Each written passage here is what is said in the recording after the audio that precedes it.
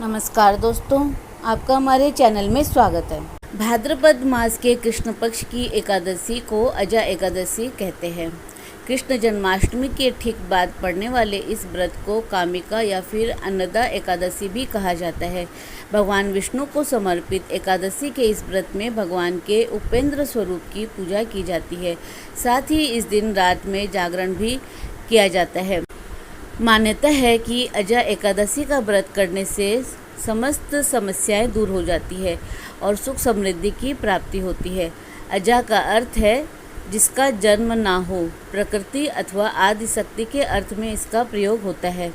व्यक्ति को एकादशी के दिन शीघ्र उठना चाहिए। उठने के बाद नित्य क्रिया से मुक्त होने के बाद सारे घर की सफाई करनी चाहिए।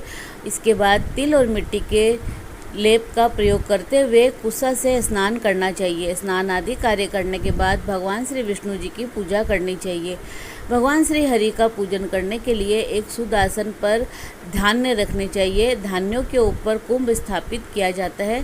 कुंभ को लाल रंग के वस्त्र से सजाया जाता है और स्थापना करने के बाद कुंभ की भी पूजा की जाती है। इसके बाद कुंभ के ऊपर श्री विष्णु जी की प्रतिमा को स्थापित किया जाता है। प्रतिमा के समक्ष व्रत का संकल्प लिया जाता है। संकल्प लेने के बाद धूप, दीप और पुष्प से भगवान श्री हरि विष्णु की पूजा की जाती है। अजा एकादशी व्रत कथा। कुंती पुत्र युधिष्ठिर कहने लगे कि हे भगवान, भाद्रपद कृष्ण एकादशी का क्या नाम है? व्रत करने की विधि और इसका महात्म्य कृपा करके कहिए। मधुसूदन कहने लगे कि इस एकादशी का नाम अजा है। यह सब प्रकार के समस्त पापों का नाश करने वाली है। जो मनुष्य इस दिन भगवान ऋषिकेश की पूजा करता है उसको वैकुंठ की प्राप्ति अवश्य होती है। अब आप इसकी कथा सुनिए। प्राचीन काल में हरिश्चंद्र नाम का एक चक्रवर्ती राजा राज्य करता था। राजा हरिश्चंद्र अपनी सत्यनिष्ठा और ईमानदारी के लिए जाने जाते थे। एक बार देवताओं ने उनकी परीक्षा लेने की योजना बनाई। राजा ने स्वप्न में देखा कि ऋषि विश्वामित्र को उन्होंने अपना राजपाट दान कर दिया है। जब अगले दिन राजा हरिश्चंद्र विश्वामित्र को अपना समस्त राजपाट को सौंपकर जाने लगे तो विश्वामित्र ने राजा हरिश्चंद्र से दक्षिणा स्वरूप 500 स्वर्ण मुद्राएं दान में मांगी।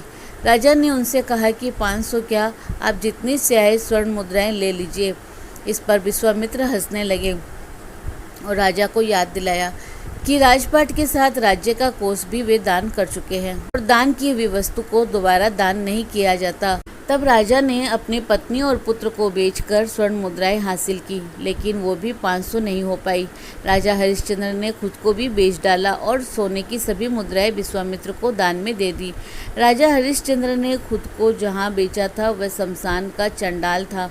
चांडाल ने राजा हरिश्चंद्र को शमशान भूमि में दाह संस्कार के लिए कर वसूली का काम दे दिया।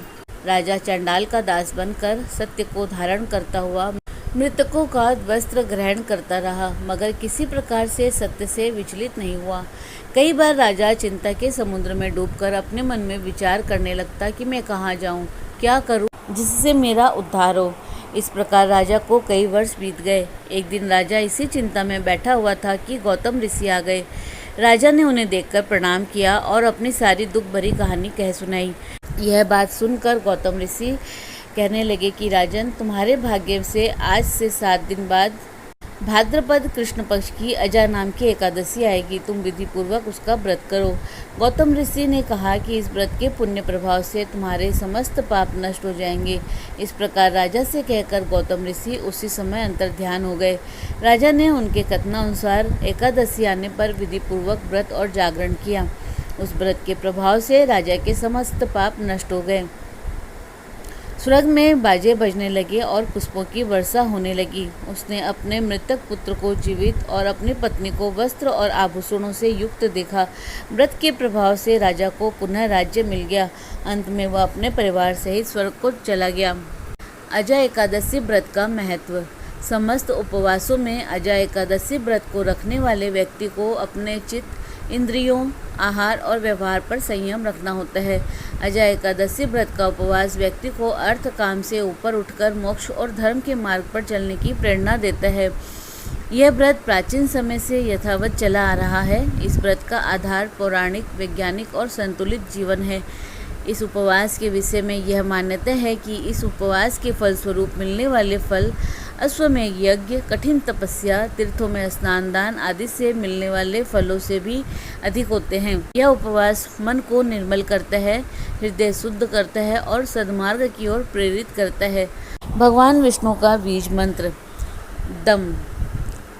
यह भगवान विष्णु का बीज मंत्र है। धन संपत्ति, सुरक्षा, दाम्पत्य सुख, मोक्ष एवं विजय की कामना हेतु पीले रंग के आसन पर पूर्वाभिमुख होकर तुलसी की माला से नित्य 1000 बार जप करने से लाभ मिलता है।